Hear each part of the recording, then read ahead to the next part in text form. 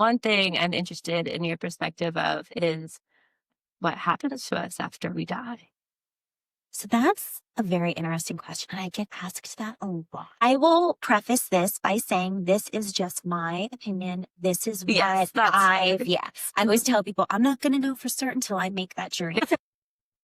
So this is based on what I've gotten from spirits that I've connected with, but also in talking to other mediums. So, and I'll do it in two parts. I'll do it with humans and animals. The first thing with animals, and I think this is really important for people to know, is unlike us, they don't fear death. They know what death is. They know that it's inevitable. They don't fear it like humans do. And they also don't hold on to baggage like we do. They never have unfinished business. They never, want to be earthbound. They know what's happening. And the moment that heart stops, their soul just goes. It goes. And it's beautiful and it's peaceful and it's like pure love and pure light. And they go. Rainbow. It is. It literally, the Rainbow Bridge is a legit place. That is a real thing. And that is actually what it kind of looks like when I see the spirit leave the body of an animal. There's like a rainbow hue to it. And when I've connected with them on the other side, a lot of times where they're at will look like a kaleidoscope. Like it's very, very colorful and very, very bright. And they have no ill will towards people. They do cross over. They do go to the Rainbow Bridge.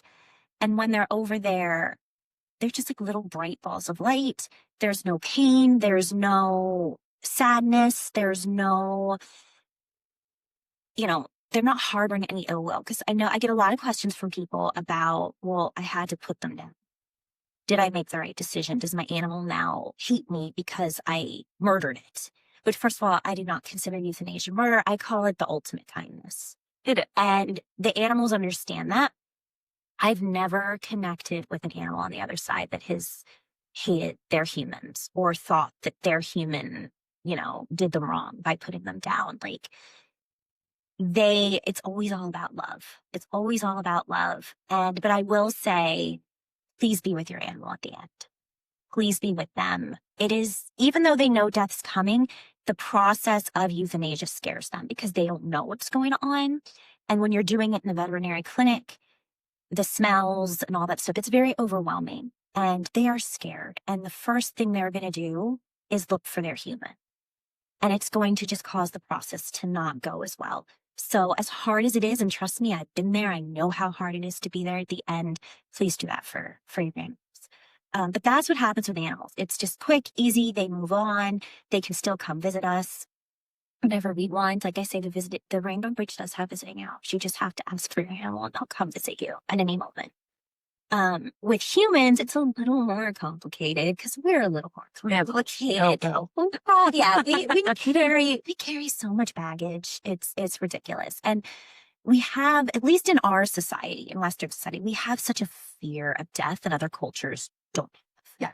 Yeah. And so when we are getting ready to pass, as the body is starting to shut down, you will start to see those people or animals that you knew coming through to escort you to the other side. It's always the animals first, which is very interesting to know. It's always, and it's not just one, like it will be as many animals as you've had a connection with in your lifetime, or it might just be one. Like, I don't know how they determine who it is, but sometimes it's multiple.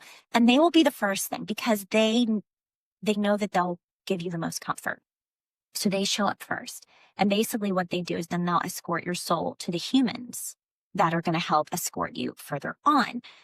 But the other thing that happens is you go through what's called a past life review. And what that is you're reliving your entire lifetime. So when people say, like, when they have a near-death experience and they say their life flashed before their eyes, there is validation to that. Because you do literally live from the moment you took your first breath to the moment you took your last. You are reliving all the good and the bad and the ugly moments in between. But the catch with that is you also feel the emotions that you caused other people to feel times 100. So if you are someone that has intentionally hurt people over the years, and I say intentional because there's a lot of gray area in here, if you accidentally cause the end of someone's life, like an accident or something like that, there's some gray area there. This is pure intention. Like you lived your life purposely harming people or hurting people. You're just like a mean person. You're going to feel that times 100. That's your karma. You have to feel that pain that you caused times 100.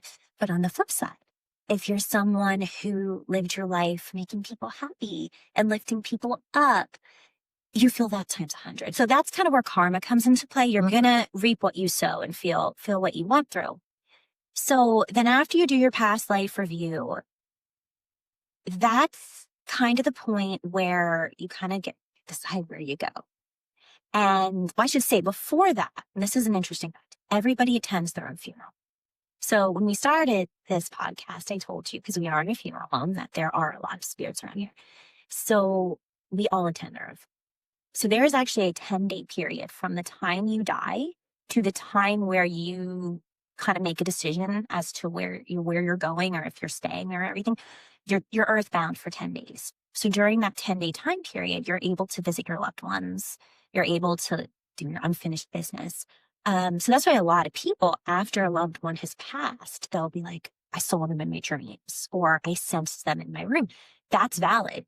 That you did see them in your dreams. They actually were there. They were there in your room because they're saying their goodbyes. They're doing their business. And then they do attend their own funerals.